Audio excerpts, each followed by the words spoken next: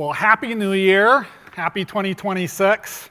The start of the year is always exciting. It's the first Sunday of the new year. So this is usually the time when we exhort everyone to do a little bit better this year, everyone. New you, new year. Get your act together. Maybe take up jogging or read more books or something. Chris is starting a sermon series on AI next week, which I am personally very excited about. Chris is the most pro-technology pastor I have ever worked with. And he took our online worship up about 1,000%. So right now out at Willowbrook, Mike Kivett and Colleen Tehan are doing a live stream of our service and are serving communion. And that's something we couldn't do until the last year or two. I like watching the services when I'm gone also. And my favorite life hack that I do is on YouTube. You can turn the speed up to 1.5, so you can watch a 1-hour service in 40 minutes. So when I first started at Liberty, Chris was rolling out a lot of technology all at once. There was the app, there was a video streaming program, there was internal software, and I could tell at the time that it was a lot of change. And I was joking once that he might try to replace all the Sunday morning volunteers with robots. Maybe we'd come in one Sunday and there'd be Japanese cat robots that would be handing out the bulletins. But then pretty recently he was talking about Elon Musk and the Optimus robot and how it's going to change church life. That in the future we probably will have robots at church and how it could be a big help and replace a lot of the way we do things now. And I'm not going to lie, I'm a little worried I'm going to come in one Sunday and there's going to be an AI-powered associate pastor robot in the front row. If they can replace truck drivers and psychologists and girlfriends with AI, they can probably replace associate pastors. An AI associate pastor would never forget a name or an event. It would never flub a line preaching. It would stay up all night folding bulletins and putting away chairs. You wouldn't have to give it an office. You could just plug your robot associate pastor into an outlet in the closet. So I'm a little bit nervous how all this stuff is going to go. This week I'm also excited. We're all excited because Pastor Kelsey returns from maternity leave on January 7th. So it actually inspired me to make some AI art. I've said before that part of what I love about Liberty is being on a team. And the first week I started here, it just was a lot of fun to have all 3 pastors together and a big office staff. And I felt like something epic and exciting was happening. And it's part of what I love most about serving here. So I started playing around with AI and I got this. So it's kind of like a J.R.R. Tolkien, Lord of the Rings inspired poster of how I imagine that day beginning when all 3 of us started working at Liberty. You have Chris and Kelsey's energy and enthusiasm tempered by my wisdom and good judgment. And stuff like this is so easy to make now, right? We have a AI program that's part of the Office suite, and I just got our images off of the website and uploaded them, and several minutes later it gave me this. And it even added pieces to it. I was able to add in little barns after the fact, so you can see there are 3 barns in the image. And then it suggested the phrase, one barn to bind them all, instead of one ring to bind them all, which I thought was pretty awesome. And it's a little bit addictive. I came up with 2 more posters, but a little simpler. If it was a true trilogy, the second movie would be The Second Child instead of The Two Towers. And it would recount the arrival of baby Liam, Kelsey's son. And the final film, and this one tested the best in the focus groups I did, is called Return of the Sword. So that's the fun we've been having. I did run it by Pastor Kelsey, so it wasn't a total, she signed off on it. So I know AI it's honestly, it's viewed ambivalently by many different people. Chris told us when he was talking about this series that the word slop was the word of the year for 2025, and it's from the phrase AI slop, right? Which is, we're in an era where anybody with a cell phone can put elf ears on their coworkers, and you can create your own AI slop. And Mark was showing me, you can make the fish you catch 10 times bigger, and you can take people out of the family photo. that these things, they don't take a lot of effort, and they're usually just for a single purpose. And it was also interesting at Liberty for Veterans Day, we showed a clip that we get from like a provider, and then some of the art kids at Liberty said like, oh, like that's an AI video, please don't use those anymore. Like some of the young people really don't like AI, and I have an art kid myself, so I understand that ambivalence. And I think there are like real worries about technology and how it can stunt the arts and human creativity and our relationships. And until recently, if you wanted like beautiful art or music or literature, somebody had to spend thousands of hours learning a craft, and you would pay the money for it, it would be their vocation, and you knew that person. And I think that's part of what makes this this Liberty so much fun, is that we have like real musicians and a real handmade barn, where you can see the craftsmanship in the work. And you also saw in the children's sermon today, I showed a painting by Charlie Rowland. I should have held it up for you guys, but you can come up and look at it afterwards. And it's his depiction of the three magi.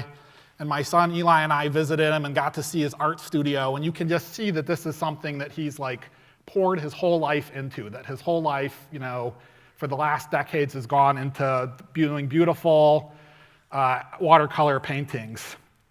So we have this ambivalence, like I hope AI brings us new medicines and new connections and new efficiencies, but like a lot of you, I'm also skeptical about the slop and about the scams, and I'm also just fearful about the change that it will probably bring.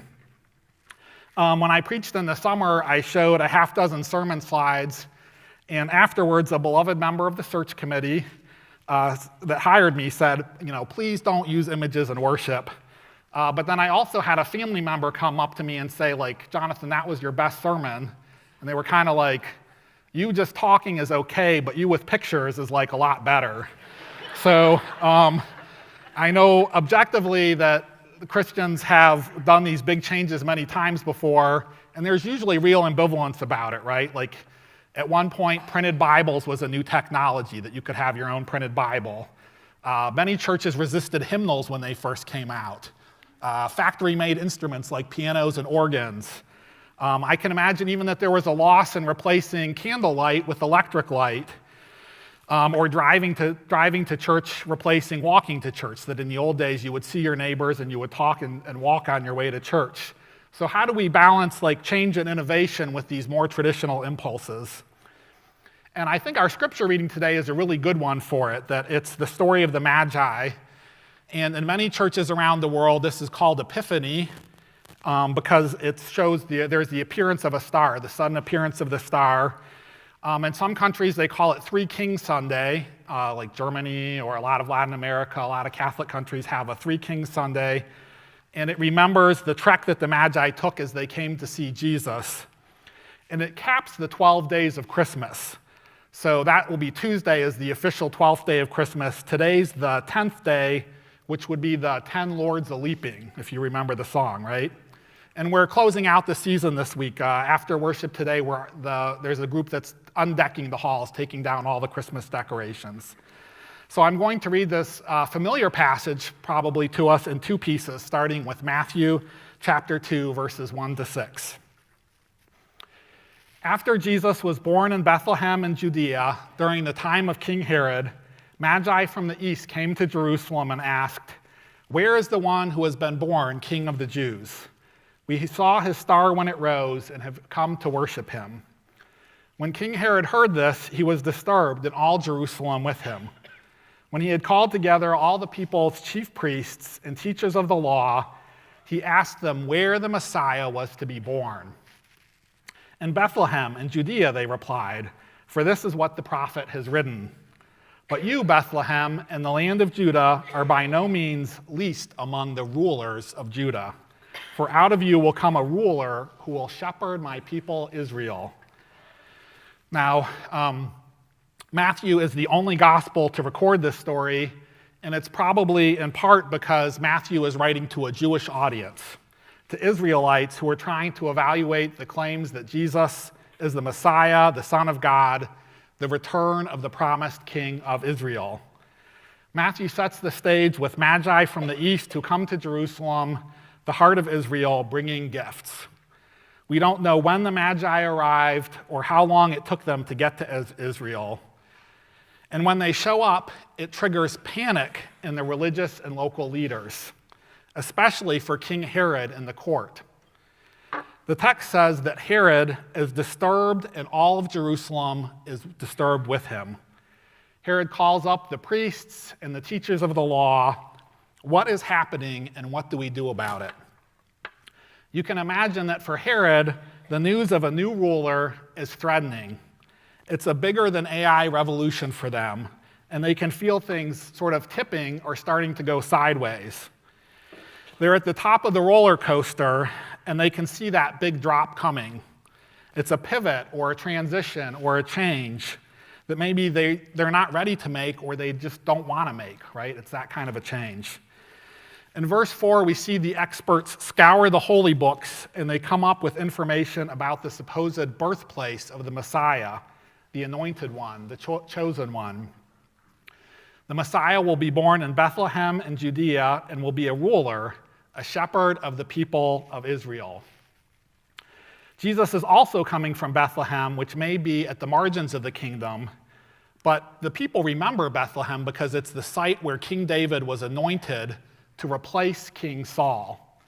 And you can imagine that for a sitting king like Herod, this is a very threatening thing to come up with a passage about a new ruler is rising up in Bethlehem. The second section, verses 7 to 12, continues the story.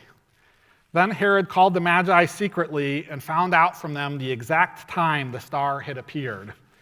He sent them to Bethlehem and said, "Go and search carefully for the child. As soon as you find him, report to me so that I too may go and worship him." After they had heard the king, they went on their way, and the star they had seen when it rose went ahead of them until it stopped over the place where the child was. When they saw the star, they were overjoyed. On coming to the house, they saw the child and his mother Mary, and they bowed down and worshiped him. Then they opened their treasures, and they presented him with gifts of gold and frankincense and myrrh. And having been warned in a dream not to go back to Herod, they returned to their country by another route.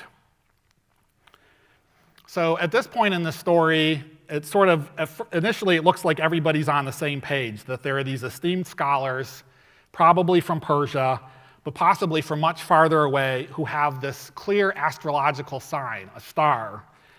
The leaders, the people, everyone respond with both anxiety, that they're disturbed, and also action. They immediately begin searching for what to do next, what should they do next. And at this point in the story, they seem open to the arrival of a promised king. But Herod will soon decide to just kill anyone who could replace him.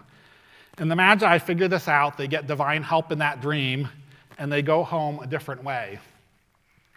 So for me, I was thinking about all of these changes on car trips this last week. Like I was sort of joking with the kids today about the car trips, but for our family, on Christmas Day, we went first to Cincinnati, and then the next day we drove down to Birmingham, and then Friday we drove back from Birmingham. And I saw my brother lives there, and my parents have kind of followed him and live there in a retirement home now. And I was just thinking about all the changes in our life, that this is, the Christmas is not something I've often been able to do, but these last few years we can sort of drive back and forth and see family. And on the one hand, our family personally is more settled than we've been in a while. We have like a house, and all of the kids are settled in school, in the same school even, and I feel like I know the church well, like I know Liberty. But on the other hand, all of us, I think, have these different transitions in their life that we're going through. You know, my parents are getting older, like they're great-grandparents now, and they have the normal concerns that people have about health. So my dad sort of picked this trip to be the one where he talked me through, end-of-life planning, like what happens if we die, and what are the accounts, and what do you want for a memorial service, and all of those kinds of things. And I've also been thinking about, with Care Team, we're doing this series on transitions where today we have the session on retirement, which can be surprisingly jarring for some people. Like there's a joy in it, but it can also be very challenging. And we'll also have a really great session on that end-of-life planning. And we'll have this very different one on starting or expanding a family. And in my family, I may be more aware in recent years that I could lose my parents soon. And my dad said about a month after he discussed end-of-life questions with his own father, his father died. So I told him, don't do that if you can. And I also have a senior he's reluctantly learning to drive. He's a good driver. He's about 30 hours in, but he's just not that excited about it. And he's trying to figure out what he wants to do with his life, so he's applied to colleges, but he may just take a gap year. And for Emily and I'd say we're also kind of midlife, mid-career, and we can maybe see the empty nest in the future in 5 or 10 years, but we could also do what we call the Taiwanese plan, which is where your children live with you into their 30s or 40s, or as long as they want to, they can just stay at home. So we live in a different time and age, and we can feel a little bit like Herod, send the star back, turn away the magi. We don't want to do anything new or different. We're okay with how things are. And in today's reading, what we see is just this massive change. It's a shift in history as the world goes from being one way to another way. We celebrate it with BC and AD, it's a turning point in all of history.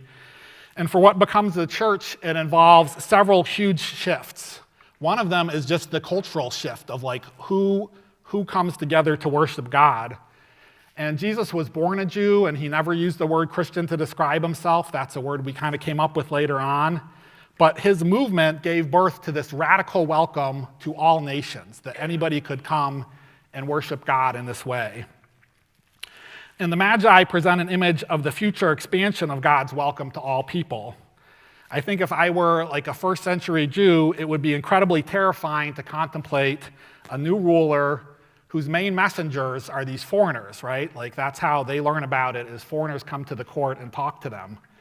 The arrival of the foreign Magi meant that everything about life is about to change. They saw who they were one way, and now a vastly different reality is crashing down on them. You can also imagine that the whole nature of the institution would be threatened, and that's what happens. The New Testament was written right around the time that the Jewish temple was destroyed by the Roman Empire. So Judaism makes this big shift. It goes from being a temple-based religion with Jerusalem as the center and sacrifice to being a series of synagogues and rabbis. And for Christians, it heralds the arrival of the church, which we were figuring out at the time. It was a new, unexpected thing. How do you be a church? What does it mean to be the church? A third shift is probably a theological shift, how Israel understood the Messiah or the nature of God or the Spirit of God was also flipped upside down. If you grow up in the church, you're used to hearing about the Trinity or the Incarnation or God's atoning grace, but none of these are things that first century Jews would have expected. It's a theological transformation that was totally unexpected. At this point, I wish I had a clear idea of what all of this would mean for, Liberty Church or for Central Ohio in the year 2026. I also wish I knew what it meant for the Seitz family and the world that we live in, that my kids are growing up in, and what it would mean for all of you who are here today. Sometimes I also feel like we live at just a major transition point. And there is a cultural piece to it also. On days like today, as we remember those foreign Magi, it's worth noting that one of the biggest changes, one of the biggest revolutions of the last century was the transformation of the world church. 100 years ago, if you looked at the biggest Christian countries in the world, it was places like the US, Germany, Russia, France, Italy, and Spain. But now the only countries left are the US and Brazil from that same top 10 list. And you add in countries like Mexico, Nigeria, the Congo, the Philippines, Ethiopia, South Africa, Kenya. And this is a list where it changes and fluctuates, but basically the whole nature of world Christianity has shifted. And at Liberty, I can see sometimes there are anxieties about this, how do we live in a world where our type of Christianity is changing and also the Christianity around the world is changing. We can also imagine other cultural changes. I was in a meeting recently where I realized that there were 3 different parents. One has a kid who's gay, one has a kid who's transgender, one has a kid who's gender non-binary. And that's pretty common. In new member classes, I've met people who have a parent or a child who's gay. And as a church, we mostly just don't talk about it. Like, we've tried sometimes, we don't really know how to discuss it. The changes in our world, they aren't just demographic or technological. There are all these other changes that are happening at the same time. Our institutions are also shifting. The way we do church has changed. As we're more online, more of our faith is influenced by the World Wide Web, by the rise of megachurches, and also the growth of secularization and all sorts of different movements. The church of my childhood was not streamed. We didn't have screens or speakers, and we did a lot of reading from printed pages. We were an analog church, but now we're in a chronically online world. So I think the nature of this type of change is that we can't control it, right? Like, there's all this big change that's happening around us. We can't control the big picture, the global crises, warfare, technology, demographics, all the changes that affect everyone. However, I do think we have some control over how we handle ourselves. We can be more like the Magi who hit the road and adapt to what is happening, and less like Herod, disturbed and angry. We can respond calmly when other people are upset. We can adapt. We can give the gifts that we have, that God has given to us. We can see the star that has come, and even though it will bring major change and even some suffering, it is fundamentally good news. Jesus Christ was born in Bethlehem and is growing up day by day. God has prepared visitors and gifts for him.